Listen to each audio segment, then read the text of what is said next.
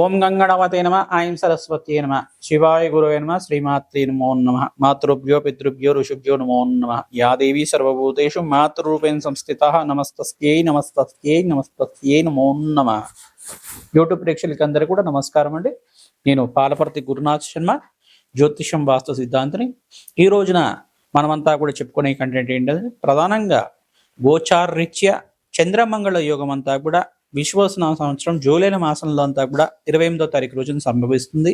గోచారరీత్యా చంద్రమంగళ యోగం కన్యారాశిలో సంభవిస్తుంది. కావున ప్రధానంగా కన్యారాశిలో ఈ యొక్క చంద్రమంగళ యోగం అంతా కూడా ప్రధానంగా అంగారకుడు అంతా కూడా రాహుకేతు దోషాల నుంచి బయటపడిన అంగారకుడు ప్రధానంగా చంద్రుడితో పాటు కలిసి ఉండి సమసప్తక వీక్షణ ఈ యొక్క శనీశ్వరుడి మీద పడడం, మీనరాశిలో ఉన్న శనీశ్వరుడు ఈ యొక్క అంగారకుడిని చూడడం సప్తమీక్షణతోటి, మరియు ఈ యొక్క అంగారకుడు అంతా కూడా శనీశ్వరుడిని వీక్షణ చూడడం అనేది ఇటువంటి ఫలితాలు మేషాది ద్వాదశ రాశుల వాళ్ళకి ఇటువంటి ఫలితాలు వస్తాయి.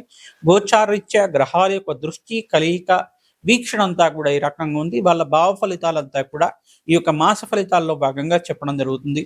పరిష్కారం అంతా కూడా చెప్పడం జరుగుతుంది. ప్రధానంగా గోచారరీత్యా గ్రహాల యొక్క స్థితిగతి అంతా కూడా కాలసర్ప దోషంలో ఉండడం, ప్రధానంగా చూసుకుంటే ఈ యొక్క కాలసర్ప దోషం నుంచి వీగిపోవడం అనేది చాలా శుభమైన పరిమాణంగా చెప్పడం జరుగుతుంది. ప్రధానంగా చూసుకుంటే అంగారకుడు ఎక్కడైతే గనక సింహరాశిలో కేతుతో పాటు కలిసి ఉండడం, కేతు మరియు అంగారకుడు చంద్రుడు కలిసి ఉన్న స్థానం నుంచి అంగారకుడు అంతా కూడా 45 రోజుల తర్వాత ప్రధానంగా జూలై 28వ తారీఖు తర్వాత ప్రధానంగా చూసుకుంటే చంద్రమంగళ యోగంలో కన్యారాశిలో ప్రవేశం చేయడం అంతా కూడా మంచి శుభమైన పరిణామంగా చెప్పడం జరుగుతుంది. మరియు మిశ్రమైన ఫలితాలు కూడా కొన్ని రాశుల వాళ్ళకు వస్తుంటాయి. అశుభ ఫలితాలంతా కూడా యోగం నుంచి ఎటువంటి మంచి ఫలితాలు రావడానికి ఆస్కారం ఉంటుంది. ఇటువంటి ఫలితాలంతా కూడా చంద్రమంగళ యోగం వల్ల ఎటువంటి మంచి ఫలితాలు వస్తాయి. ఈ యొక్క శనీశ్వరుడి యొక్క వీక్షణ వల్ల ఇటువంటి దోషం అంతా కూడా నివారణ చేసుకోవడానికి ఎటువంటి పరిష్కారాలు ఆచరించాలి. ప్రధానంగా చూసుకుంటే గోమాత సేవని ఆచరించుకోవడం వల్ల అఖండ పుణ్యప్రాప్తి కలుగుతుంది. మీకంతా కూడా గోచారరీత్యా ఇక్కడ బృహస్పతి అంతా కూడా ప్రధానంగా చూసుకుంటే సూర్యుడు మరియు బృహస్పతి అంతా కూడా ఈ యొక్క మిథున రాశిలో సంచారం చేయడం జరుగుతుంటుంది.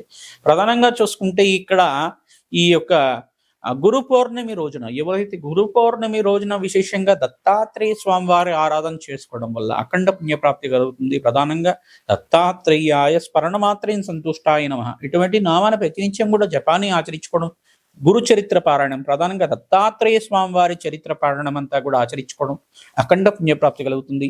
వ్యాస పౌర్ణమి రోజునంతా కూడా విశేషంగా వ్యాస భగవానుడి యొక్క చరిత్రనంతా కూడా వినడం వల్ల అఖండ పుణ్యప్రాప్తి కలుగుతుంది. కావున ఈ యొక్క ప్రధానంగా పరాశర మహర్షి యొక్క చరిత్ర కానీ మత్స్యకంతి యొక్క చరిత్ర, ఈ యొక్క ప్రధానంగా ఈ యొక్క ద్వాపర యుగంలో జరిగిన ఘట్టం అంతా కూడా ఎటువంటి ఇతిహాసం అంతా కూడా జరిగింది. ప్రధానంగా ఆ కురువంశం అంతా కూడా ఏ రకంగా ఆవిర్భావం జరిగింది. ప్రధానంగా చూసుకుంటే ఇక్కడ శంతన మహారాజు చరిత్ర కానీ, ప్రధానంగా చూసుకుంటే ఇక్కడ ఈ యొక్క ప్రధానంగా ఈ యొక్క గ్రహదోషాలంతా కూడా ఏ రకంగా ఉన్నాయి, ఈ గ్రహదోషం నుంచి బయటపడడానికి ఎటువంటి పరిష్కారాలు ఆచరించారు.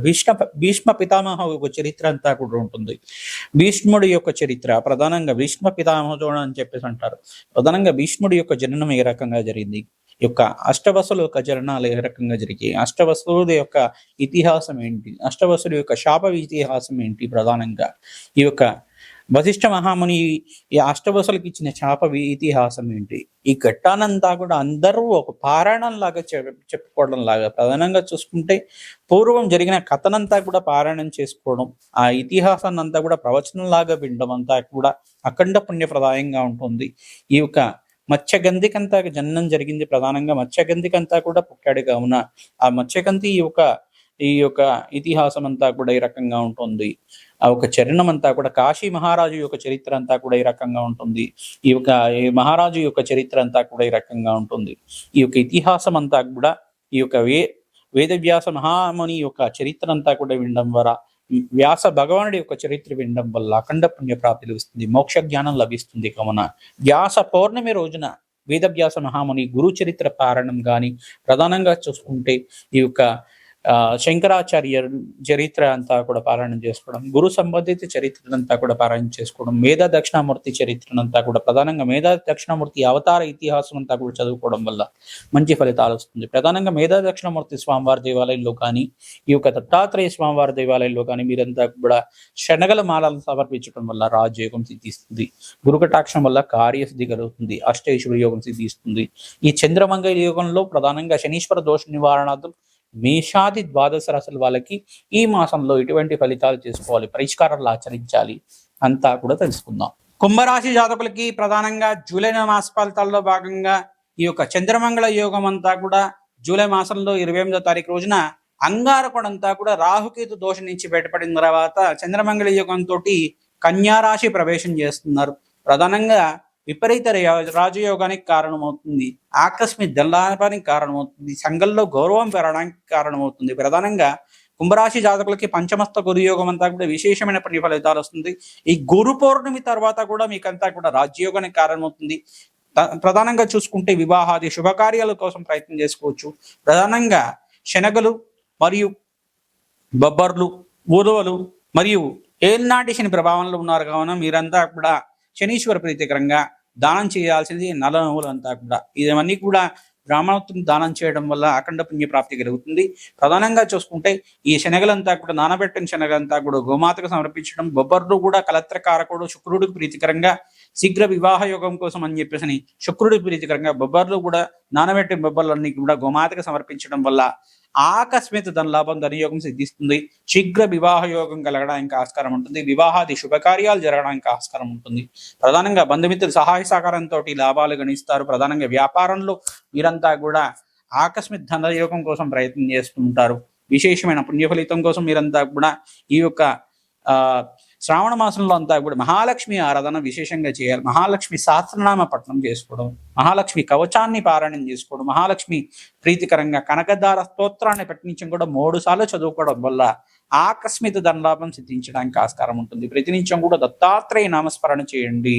దత్తాత్రేయాయ స్మరణ మాత్రేం సంతుష్టాయ నమః నామాన్ని ఆచరించడం వల్ల అఖండ పుణ్య ప్రాప్తి కలుగుతుంది. ఈ మహాలక్ష్మి అనుగ్రహం కోసం లక్ష్మీ కుబేర హోమశాంతి కార్యక్రమాలను ఆచరించుకోవడం వల్ల రాజయోగం సిద్ధిస్తుంది. ధన ధాన్యాది సమృద్ధి కలుగుతుంది. కావున విశేషమైన పుణ్య ఫలితం కోసం పరిష్కారం చేసుకోండి. రాజయోగం సిద్ధిస్తుంది. ధన ధాన్యాది సమృద్ధి కలుగుతుంది. కావున అందరూ కూడా పరిష్కారం చేయండి.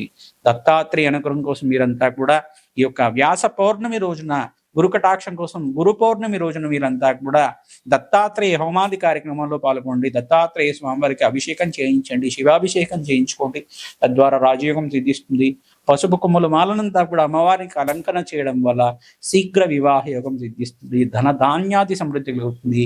అష్టైశ్వర్య యోగం సిద్ధిస్తుంది. ఆకస్మిక ధనలాభం సిద్ధిస్తుంది. వ్యాపారంలో అభివృద్ధి కలుగుతుంది. సకల వ్యాపారస్తులకు అందరికీ కూడా వివిధ రంగాల్లో వాళ్ళకి వ్యవసాయదారులు కూడా మంచి లాభాలు గణిస్తారు. ఐటీ రంగంలో వాళ్ళు కూడా మంచి లాభాలు గణించడానికి ఆస్కారం ఉంటుంది. ధన ధాన్యాది సమృద్ధి కలుగుతుంది. విశేషమైన పుణ్యఫలంతో ఆకస్మిక ధనలాభం సిద్ధించడానికి ఆస్కారం ఉంటుంది. కావున అందరికీ కూడా పరిష్కారం చేయండి. శ్రీమాత్రేమ. శ్రావణ మాసంలో మేషాది ద్వాదశ రాశుల వాళ్ళు విశేషంగా పుణ్యప్రాప్తి వచ్చే విధంగా చంద్రమంగళ యోగంలో అంతా కూడా సంభవిస్తుంది. ప్రధానంగా మీరంతా కూడా శ్రావణ మాసంలో అందరూ కూడా మహాలక్ష్మి ఆరాధన విశేషంగా చేయాలి. వరలక్ష్మి రూపంలో అందరూ కూడా పూజ చేస్తుంటారు. ప్రధానంగా ఈ యొక్క దద్దోజనం నివేదన చేసిన అమ్మవారికి ప్రీతికరంగా శనగలంతా కూడా నివేదన చేసి ఈ యొక్క ముత్తైదులకంతా కూడా అమ్మవారి స్వరూపంగా భావించి శనగలు కానీ ఈ యొక్క వస్త్రదానం కానీ చేయడం వల్ల అఖండ పుణ్య ప్రాప్తి కలుగుతుంది. పువ్వు తాంబూలం కానీ పండు తాంబూలం కానీ విశేషంగా దానం చేయాలి. అఖండ పుణ్య ప్రాప్తి కలుగుతుంది. వాయనాలంతా కూడా ఇచ్చుకోవాలి. సుగంధ ద్రవ్యాలన్నీ ప్రధానంగా చూసుకుంటే సుగంధ ద్రవ్యాలతోటి అమ్మవారికి విశేషంగా హోమాది కార్యక్రమాలు చేసుకోవడం అఖండ పుణ్య ప్రాప్తి వస్తుంది. ప్రధానంగా అష్టైశ్వర్య యోగం సిద్ధించడానికి ఆస్కారం ఉంటుంది. ఎవరైతే కనుక విశేషంగా మల్లెపూలతోటి అమ్మవారికి శ్రీ సూక్త విధానంగా హోమాది కార్యక్రమాలు చేస్తుంటారు. మల్లెపూలతోటి పుష్పాభిషేకం చేస్తుంటారు. తామర పూలతోటి అలంకరణ చేయడం కానీ అఖండ పుణ్య ప్రాప్తి కలుగుతుంది. ప్రధానంగా తేనెతో అభిషేకాది కార్యక్రమాలు చేసుకోవడం, తేనెతోటి శ్రీసూక్త విధానంగా లక్ష్మీ మూలమంత్ర విధానంగా మహాలక్ష్మి మూలమంత్ర విధానంగా లక్ష్మీ కుబేర శాంతి హోమాది కార్యక్రమాలు ఆచరించుకోవడం వల్ల అఖండమైన ఆకస్మిక ధనలాభ ధనయోగం సిద్ధించడానికి ఆస్కారం ఉంటుంది. మీరంతా కూడా శ్రావణ మాసంలో యజ్ఞాతి కృతులు ఆచరించాలి. ప్రధానంగా చూసుకుంటే ఈ యొక్క లక్ష్మీ కుబేర శాంతి హోమాది కార్యక్రమం, స్త్రీ సూక్త విధానంగా హోమాది కార్యక్రమం కానీ, ఈ యొక్క పురుష సూక్త విధానంగా, లక్ష్మీనారాయణ మూలమంత్ర విధానంగా యజ్ఞాధికృతులు చేసుకోవడం కానీ, గోమాత సేవ చేయటం వల్ల ప్రధానంగా ఉలవలు, బొబ్బర్లు, శనగలంతా కూడా నానబెట్టినవన్నీ కూడా గోమాతకు సమర్పించడం, ప్రతినిత్యం కూడా గోమాత సేవలో పాల్గొనడం, ఈ యొక్క తోటకూర కానీ గోంగూర కానీ సమర్పించడం వల్ల అఖండ పుణ్యప్రాప్తి కలుగుతుంది. అవకాశం ఉంటే కనుక గోమాతకి ప్రతి శుక్రవారం రోజున ఈ యొక్క ప్రదోష వేళలో 6:30 నుంచి 7:30 లోపు కానీ, 8 గంటల లోపు కానీ ప్రధానంగా గోమాతకు అంతా కూడా ప్రదక్షిణాలు ఆచరించుకోవడం, పసుపు కుంకుమ గంధంతో గోమాతకి అలంకరణ చేయడం వల్ల రాజయోగం సిద్ధిస్తుంది. ఆకస్మిక ధనలాభం, ధనయోగం సిద్ధించడానికి ఆస్కారం ఉంటుంది. వ్యాపారంలో మార్పులు జరగడానికి ఆస్కారం ఉన్నాయి. వ్యాపారంలో అందరూ కూడా మేషాది ద్వాదశ రాశుల వాళ్ళు వ్యాపారంలో కానీ, ఉద్యోగాల్లో కానీ మీకు ప్రమోషన్స్ రావడానికి, వ్యాపారంలో అభివృద్ధి కలగడానికి ఆస్కారం ఉంటుంది. వ్యాపారంలో లాభాలు గణించడానికి ఆస్కారం ఉంటుంది. కావున ఈ యొక్క జూలై నెల మాసంలో మీరంతా కూడా పరిష్కారాలు ఆచరించండి. అఖండమైన అష్టైశ్వర్య ప్రాప్తి అవుతుంది. జగన్మాత అనుగ్రహంతో మీకంతా కూడా అఖండమైన ఆనందమైన జీవితం జయించడానికి ఆస్కారం ఉంటుంది. అష్టైశ్వర్య యోగం సిద్ధించడానికి ఆస్కారం ఉంటుంది. శ్రీమాత్రే నమః.